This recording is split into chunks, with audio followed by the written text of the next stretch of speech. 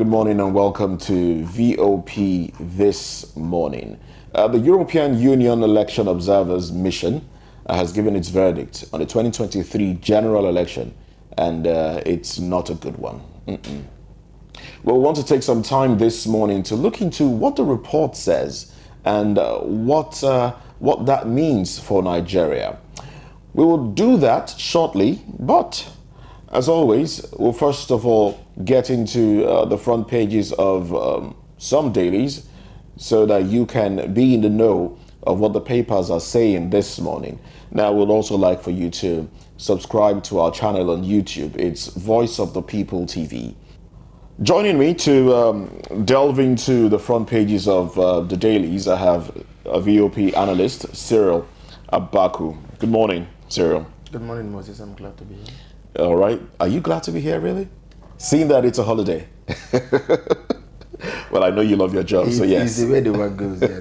It's the way the job goes. All right, then. So let's start off with the Guardian newspaper now. From the Guardian, banner headline here is Presidency, PDP trade blames over bleak low-key celebrations. On top of that one, FG to stop funding professional bodies cancels from 2026. Beside that one, Adeleke, Senator, clash over reserved space at Osun praying ground. And also we have flooding, FCTA to evacuate residents of Trademore Estate. Land Use Act between powerful governors and oppressed citizenry. Lobbyist stranded as Tinubu relocates from Bodilon to White House. Okay, interesting way to put it. And then we have a pictorial that shows a Muslim faithful praying. This one has it, stock market gains underneath that pictorial. Stock market gained 5 trillion naira in 6 months. All right. So, Cyril. The first story, which I believe is on the front page, talking about PDP and trading blames. The president's trading blames. The trade blames, but what will that change? The APC has been in power now for 8 solid unbroken years. Can it absolve itself sincerely from the reality on the ground? People couldn't travel for Eve. People working in places as close, even in Lagos, Ibadan, so they couldn't travel to conurbating states. You know, somebody working in, I think, if you read that story, the man working in Akure couldn't go to Ibadan to celebrate it. How much is the transport between Akure and Ibadan? But he couldn't travel. You know, people are unable to celebrate the season as they would love to celebrate it. And the key reason that they've given is the fact that subsidy was taken away, price of things have gone astronomically up. Things are beyond people's reach. So, government cannot, in all sincerity, take away its. I just think that Mr. Tinubu is now beginning to feel or see what it means to be in government. You know, for a long time, Obasanjo was the enemy, Yaradua was the enemy, Jonathan was the enemy. You know. But now he's in government and he's not on the receiving end. You can't take subsidy off and not expect the consequences. Didn't they do forecasting and what's it called now? Planning to know, you know, the cost benefit and then to embrace the benefit at the expense of the cost. So this is the thing. I think somehow the cry or the call for Nigerians to even make sacrifices for the country was seriously defeated yesterday when people saw the president's endless convoy. That's a conversation that we probably should have. You know, but then again, talking about the convoy, I would like to believe that the president's convoy itself wouldn't be that long. But, you know, maybe a lot of other people came to see him and they had theirs as well. The governor of Lagos was there. The deputy governor has his. The senators, the reps, they all have, you know, 4 or 5 cars that follow them. So I would like to believe that was what, elongated the convoy, gave us what we saw. Well, Don't I you see. think so? Yeah, well, I see how you're making the argument. But the reality, look, this is the call to leadership. People are not patient to listen to this sort of explanation. The sermonization does not. So he has his protocol, he has his image makers. How about when he landed, in Lagos, and the long guard of honor that was mounted for him and so on? All of these are resource groping activities. You understand? Before Chief I think it was in 78, 79, Obafemi Awolowo was contesting for president. He said if he became president, he will not use outriders at all. You know those men that go on bikes and in front. He said he will not need outriders because all those things were, as far as he was concerned, they were needless. If as president he wanted to, this whole convoy thing, they could have sat down to understand the implication. So those 35, 50 cars that were on the road, all of them were ridden on half tank or empty tank of fuel. How did they get them filled? To fill one of those vehicles, okay, the tank of a typical, what's it called now? The Toyota. It's about 70 liters. No, the Prado. Okay. About 70 liters. Okay. And the ones that use some of those vehicles are even customized. They're heavy duty at that level. So if you're filling each of those tanks, how much does it cost to fill those tanks the way they fill them? And you have that long stretch. It means that they are not feeling the pinch or the pain that Nigerians as we feel it. Because from the get-go, it is from the beginning the president would have said, anywhere I'm going, look, as a consequence of, and they know these things. It's not like they don't know. Buhari said that he will sell off what was Nigeria doing with about 14 or so aircraft in the presidential fleet. He came, Moses, he maintained. In fact, not only did he maintain, his daughter was using some of them to go and take pictures in Kebbi State during Narungo Fishing Festival as a photographer. They were using those just for tourism, private tourism. Did he sell any of them? I'm not aware. The president has come into office now. Is he planning to sell them? Nobody has even said anything about it. When subsidy will be taken away, what the argument is that cost of government must also be drastically reduced. But I find it funny that the day after, the week after, the month after, nothing has changed. The more they change, the more they appear to remain the same. So the president must take his cue. If it's not only Lagos, it could be Lagos, it could be Anambra, it could be Kebbi, it could be Rivers, it could be Delta. But in light of subsidy being taken away, there must be the maximum allowance for the number of cars that will follow the president. If we fail to do that, then we would have given people the impression that this whole thing was a hoax. And Moses, believe me, you can't tell me that all those cars had a purpose. Some of them were just there for the fanfare. Believe me. This same thing happened in Abuja. People have forgotten. After he won the election, he was going to Defense House that morning or so. I counted nearly 50 vehicles in the convoy. There was a video. They said, I don't know if you saw it. It said, CEO, they were passing. Well, he's the man that carries people along. So that's probably. Should he then tell these people not to come around him? As Tinubu, he carries men along. But as president, he has to carry the nation along, not just his friends and people. That's the nation following him. Yeah, no, it's not. Yar'Adua did the same thing. If you recall, when he won the election, after he had been sworn into Aso Rock, groups were coming.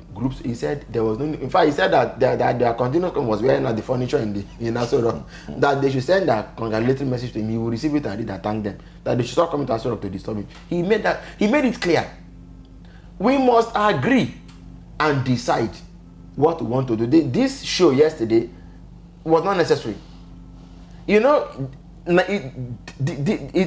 the typical way Nigerian government does its business. When Bola Ige was someone to be minister in Abuja in 1999, he said he got to the airport and there was this convoy of nearly 20 or 30 vehicles that came to pick him at the airport.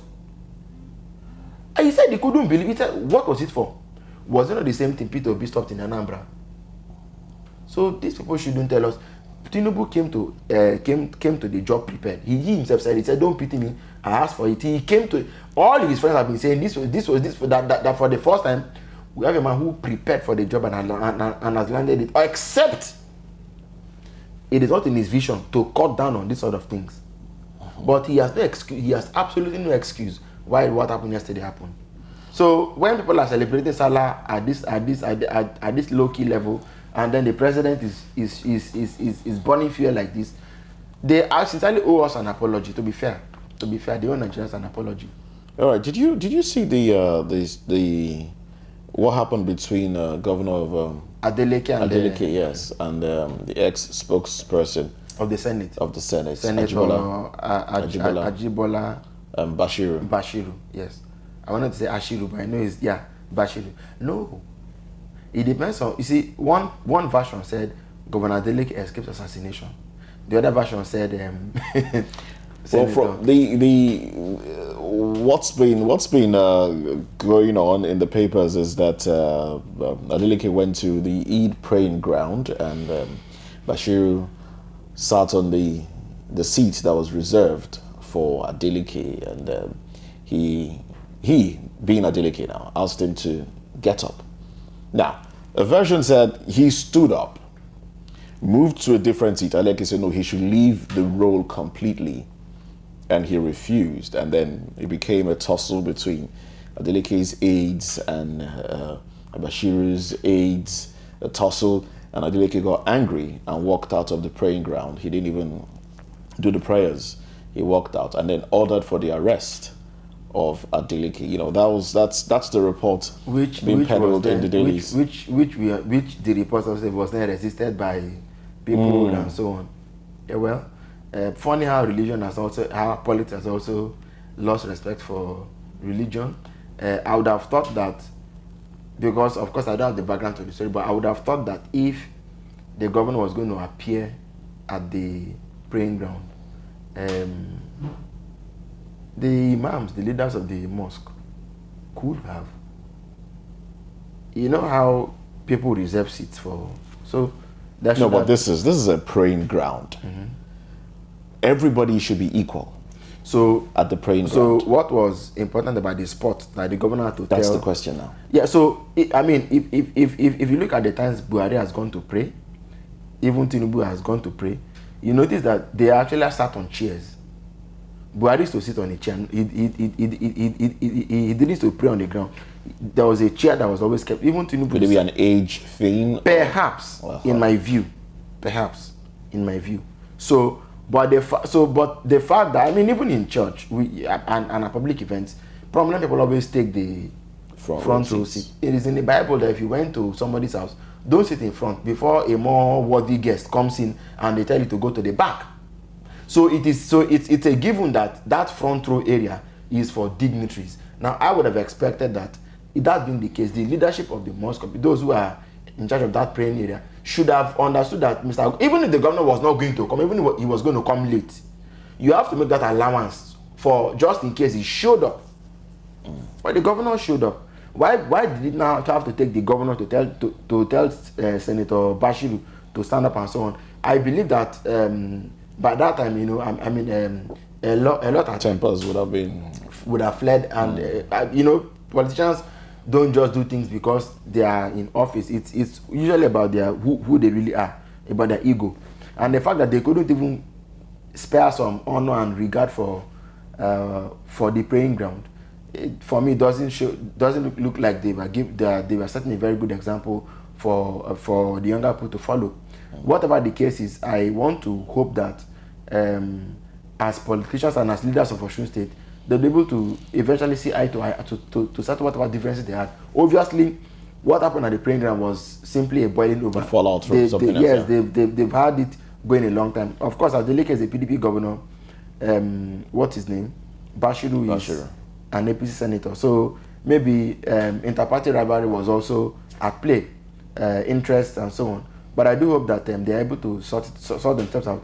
And you couldn't be having this crisis at a season that is meant to be resolving, you know, for sober reflection. Because normally you see the president, the vice president, the governors, the parties, traditional rulers, they all issue statements. They say, let the citizens be Nigerians embrace unity. And, although sometimes those things, even without you know what they're going to say. And they're usually boring. But it is the normal thing for them to do. So the governor couldn't have written and said, maybe in his own statement, talked about reconciliation and peace and brotherhood. And then you're not practicing what you're preaching. It means that before we can see before we expect to see the result outside, there must first be a transformation within. So if that change has not happened within, you can't be preached. And frankly, I wonder how else they want us to accept that they can lead by example when they have failed to first, shine the light for others to see. All right, let's go to the Punch newspaper now. Salah, current pains necessary, says Tinubu. Governors preach unity. Subriders, President assures Nigerians of better days. PDP lambasts APC. Governors demand peaceful coexistence as Muslims celebrate Salah. All right. On top of the nameplate of the paper, we have marketers project 700 naira a litre petrol. 120 billion naira USSD debt won't be cancelled. Telcos tell banks.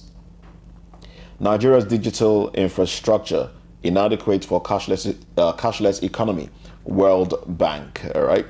And then we have these headlines. Ladoja rejects Makinde's planned elevation of high chiefs. Community groans over bad road. Seeks Abiodun's intervention. Drama as Senate's ex-spokesman. Adeleke supporters clash at Eid ground. All right. So, current pains necessary? I may like to think that it is a case in which the end could just justify the means. If it doesn't, then clearly not necessary.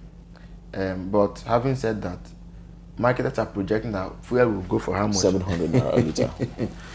I hope that they see it coming before it lands. I hope they see it coming before it lands, because What do you mean by that? 700 naira per litre. This is like telling us that fuel could go up to 1,000 naira per litre. You can't buy fuel at the same price. That was projected at some point, though. Sometime, what was it? Sometime late last year or earlier in the year. There was that projection. Is that sustainable? That's like saying, if you don't steal, you can't survive. That's what they're trying to tell Nigerians. That if you don't steal, you can't survive. 1,000 naira per litre of for a litre of petrol. Moses, let's listen to ourselves again. That's like saying, go and steal and come and survive. That's why I hope they see it coming before it lands, because what that will lead to, maybe the murder of, will make NSAS look like it didn't even happen. 1,000 naira for a litre of fuel, 700 naira, and they say these things glibly. Like they say it without compunction. They say it out and say this is what was likely going to. It's good that they're serving us the notice, but I hope that they can bear it when it lands. I hope they can bear it when it lands. They make it look like there are no thinkers in this nation. They make it look like there are no people with thoughts. 1 litre. So let me even give it for the 700 naira. A litre of petrol, 700 naira for my car. I run a processing factory. Maybe I produce sachet water, right? And I use diesel gen. 1 litre of diesel has VAT on it. All right. Electricity tariff will go up by 40%. Telcos. The vehicle I'm using, I pay 1,000 naira. I'm not paying extra charges on it. The telephone calls that we're making, we are now maybe paying double of what we used to pay before, right? So by the time cost of doing business, cost of production shoots up by like 500%, who will now buy what I'm producing? Roads are still very bad. Agriculture is not sustainable. People still can't go to farms to farm, because people are still in IDP camps. They've not gone back to their houses. And nobody is saying anything. Nobody's even saying anything about that. Camps right now. In Plateau State, people are still being killed on a daily basis. If you want to know. Instead, they are giving them salah, rice, and things. In some states. People who saved money since January to buy salah suddenly woke up 2 weeks of salah and realized that the money that could not even buy a quarter of a bag of rice. So when these things begin to accumulate, I hope and there's a lot more that that probably ain't privy to yet, or I've not even seen that they're going to come. When all of these things land on the table, maybe fathers are struggling to pay school fees, they are not able to feed their children and so on. I hope this government will see it coming before it lands. This is not right. This is dangerous, ominous. It is pernicious. I hope they see it coming before it lands. I just hope so. So what will then be the solution? Because the mother of it all now is the fact that subsidy has been taken away from fuel. That's the mother of it all. That's the reason fuel price is going up. That's the reason foodstuff is going up. That's the reason we are having the concomitant effects on every other thing in the economy. What do you think should be the way forward now? Should we return? To make government rich and make the people poorer. Let me ask, in the president's manifesto and even in the things that they've said, what exactly is the pathway to economic prosperity? I'm not sure I know it. Now, let me pick one index. The president talked of creating 1 million digital jobs. Mm-hmm. The other day, the South Korean envoy was in Aso Rock, met the vice president to invite him, first of all, to the Korea-Africa Summit coming up, I think, in August or so. Next 2024. Korea-Africa meeting. The vice president now said that Nigeria is looking to create 1 million jobs in the digital sector. We have not begun the conversation of how to create those jobs. He was only telling the Korean people that, look, this is what we intend to do. So perhaps, but if we are waiting for that conference to come before we start talking, so clearly that's not going to happen. Okay? So as a government and on our own, the World Bank has now said that our digital infrastructure is too weak or poor to carry a cashless economy. Mm-hmm. Automatically, because if the infrastructure was strong enough to carry a cashless economy, people are going to move into those into that space to also create jobs as well. And that's the digital jobs that we're talking about.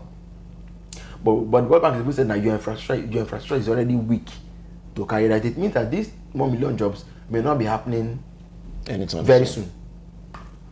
So let's get that out of the window.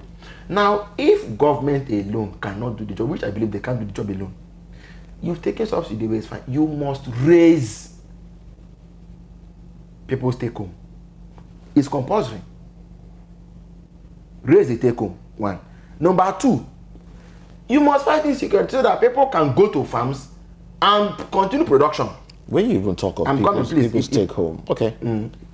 Number three, please, if you know this, so because I don't know, the president has not even formed his cabinet. Before we talk about giving contracts for road construction and so on, now the ones that Buhari couldn't conclude that he passed on to Tinubu, I don't know where they are, but we can do something. Roads that are bad, the roads connecting places like Katina, Benue down to the south, they are extremely bad.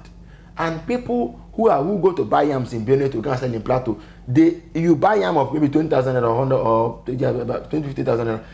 The taxes you pay on the road, the tolls you pay on the road, the taxes you pay on the road, vigilante tax, police tax, army tax, JTF tax, runs into thousands of naira. We must remove that. Then get businessmen that can help you to fix certain infrastructure and give them tax credits. Yes, so that way the infrastructure must be good, and people going to farms and producing must be able to produce their whatever without let of hindrance, so that there can be abundance in the country. If farmers cannot go to farm, businessmen cannot produce, workers are not able to earn a decent pay, housing is beyond their reach, how then are you expecting? Because even the credit economy, let's face it, how are you going to do? Somebody who comes to take something on credit, you must have collateral to be credit worthy. Is that not so? What is the collateral we have? Is it your job? With the way things are going, won't factories begin to close down? Won't people begin to say, okay, out of 20 workers, let them go because I can't sustain the wage bill? It's reality. All right, let's move away from that one. Let's go to another daily now as we wrap up a newspaper review this morning. From This Day newspaper, banner headline: Tinubu, on my watch, Nigeria will know peace, stability, prosperity. Urges Nigerians to have faith in the country themselves.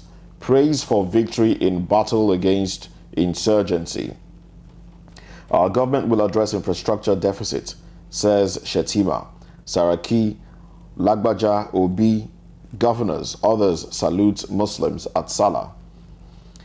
On top of that one, we have research shows 130 countries exploring central bank digital currencies.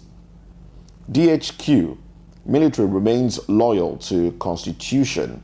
President says nation security, stability are its sacred responsibility. And then when you go further down, well, that's pretty much what we have. FG moves to resolve NSITF management workers dispute. Orosanya reports FG discontinues funding of professional bodies, councils. Mixed reactions trail. All right, so yes, these are the headlines. Please, let's go back to the Orosanya report. Could you take it again? Well, FG discontinues funding of professional bodies, councils. No, but so why the selective implementation? You know, the way I see this thing being done is anywhere it is convenient to stop spending, stop spending. And as many places it is convenient to pack in more money. Well, it's okay. Like I said yesterday, the president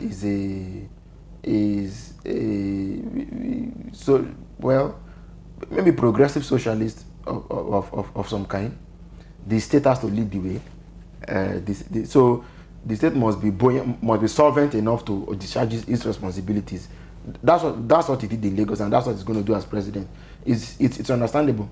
But I think that if you really want to cut down on government spending, we have too many MDs.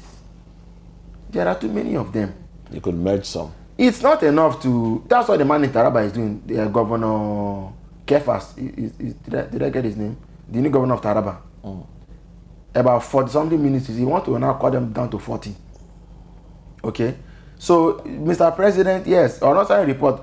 There's a lot. The report was not even about cutting down on funding. The report was about how to merge the multiplicity of agencies, government agencies. It wasn't essentially about discontinue funding of these people. Of course, yeah. Well, I mean, you could discontinue that funding, but the real thing the discussion we must have is to see how we can merge, we can cut down on the number of agencies. But you see, what was even said the other day was that 2,000 plus positions are open, and that in the APC there's high level jostling. People are jostling to occupy those seats. So, do I expect the president, who, like you said, likes to carry people all along, do you think he wants to rock the boat and offend anybody by, shouldn't even be creating more, so that the more people come into government, the more loyal they become, and the more they believe that yes, our Baba is there and is going to do something good for us. You know, you discontinuing the funding of agencies because you have no political thing to lose with them. This, I think, is the way. It's like a dealership, you know. It's like a dealership. If you don't give them money, you have nothing to particularly gain or lose with them. So, cut them loose. But then the agencies who are really gulping in the money, Nigerians can't even, in a lot of ways, Nigerians can't even tell which agencies for what. Let me ask you, there's an agency for adult literature and whatever education. When I doubt if you've even heard about them before. There's one for national monuments, and there's one for national monuments and whatever. I mean, there are so many of them. there are many agencies you will never hear that they even exist. But they are there. Agricultural Research and whatever institute, of course they are there. In their hundreds, they are there. And they are taking budget allocations year in, year out. Was it not, which agency was that? The agency for Islamic, there's an agency, Islamic Education Agency also, that said they spent billions on translation. The man was called to the House of Representatives. Oh God, how much did you say he spent? No, to organize exams. He said he spent billions to organize one examination. You know? And we would never even have had such a body existed until that reps hearing had to happen. Because they were wondering, what did you do? What did you buy? Say, because it was CBT. That was why it cost them it cost them those billions. So this is where we are, brother. Fine, you can discontinue funding because there's no political risk attached with withdrawing the funding. Who will hear their voice anyway? But how about the MD that must be cut down? Nearly, I mean, in the hundreds. In America that has 313 million population, okay, has only 18 ministries. 18, Moses, 18. In Florida, some 2 days ago, yesterday, they diagnosed, there were 4 cases of malaria. It became a national emergency. They are carrying helicopters to do fumigation, you know, emergency. That it even made global news. That for the first time in 20 years, okay, in southern US, in Florida to be precise, that they found mosquitoes that they were rushing. Are you not amazed? Are you not amazed? In Nigeria, people die from malaria. COVID didn't kill as many as malaria has killed. Yes. And it's still killing. Well, I agree. Totally. No other sickness has killed more Nigerians than malaria. And on a daily basis, I think about 100 people die every day from malaria in Nigeria. It's not an emergency. So what kind of country are we running? And there is the rollback malaria program. And I believe federal government is funding it. It's called, I remember when African leaders in the OAU came together in Abuja to discuss malaria. 1990, was it 7 or 8? They even call it Abuja Declaration against mosquitoes that are not aware that you declare anything against them. And they are still biting. For as long as you won't take environmental hygiene and health seriously, mosquitoes have no business response.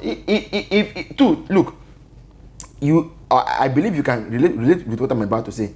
The drugs we grew up knowing as anti-malarials are no longer in the vogue anymore. Of course, yes. There was chloroquine, quinacrin. We went to the one that was the SPs, sulfadoxine, pyrimethamine, maloxine, and all those drugs, fancy and all those drugs. You know, they've been phased out. Phased out, yes. Because now we're stuck with No. Don't advertise the name. They are called ACTs, artemisinin-based combination therapy. You know, so I won't mention their names. But that's where we are. Believe me that with this trend, in another 20 years or 30 years, you can't continue with the ACTs anymore because of what they call drug resistance. When you keep on using the same drug for a sickness, at a point, the parasite gets used to the treatment, the therapy, and just, and the active ingredient no longer becomes active. That's where we are. So it's not even drug control or drug use. It's about environmental. And now the Ministry of the Environment in Abuja, let me ask you, when last did you see any official from that ministry anywhere in Nigeria? In your neighborhood, anywhere? Or you had somebody, a friend tell you that they came to my house and they did nothing? Well, government in itself doesn't even try to advertise and encourage people to. No, they've left that one. Clear their drainages and all of that. They've left it. Look, Olusosun in Lagos. Do you know the embarrassment? So debt waste generally has its use. Can be converted into energy. In this very Lagos, on Olusosun, the waste gathered until at a point when it didn't see anybody coming to use it for anything, organically became ignited and began to burn. This was some 3, 4, 4 years ago. Olusosun was burning. That place in Ojota, it was burning. It's energy. No, because nobody was happening to it. It was burning. It was a furnace, it was a blaze. It burned and burned and burned. So what we did was to try to put out the fire. Since after that time, that's like nature crying out and say, "You're not using me. I'm here. I'm available. I'm free." The ministries of power. I believe that if you went to Unilag or Ibadan and all these places, are people not doing research into how to come? Supposedly so. Is the state government not when groundbreaking research work is done? Don't they look for these people and say, okay, how can you help us to solve this problem? That's why Lagos government has LASU, all these universities. It is to tell them, department of whatever it is, this solution has got fire. Give me a solution in the next 1 year. The American president who put America on the moon, what's his name? John Kennedy. What did he know about aeronautics and space? He didn't know nothing about it. He just came up and said, because Russia has done it, you must put a man in the moon on the moon. In the next 10 years, they did it in a year. When we are not ambitious, when we're not dreaming big dreams and great, and seeing great visions, we won't hold innovations in our hands. That's a very in-depth analysis there, and we have cause to worry. Frankly speaking, we have cause to worry. But this administration is running. Yeah, he did say he was going to hit the ground running, and they're still running. Let's hope they will run Nigeria into a good place. Amen. Yeah, that's the hope. Amen. Thank you very much, Cyril, for staying with me on the program today. I just might call on you again later, so I'd like for you to stay around. Well, that's it on Newspaper Review today. Up next on VOP this morning, the jury is out, as they say, and certainly the verdict isn't a good one. INEC has suffered a trust deficit, and that's according to the European Union Election Observer Mission for the 2023 general election. Now let's talk about that when we return.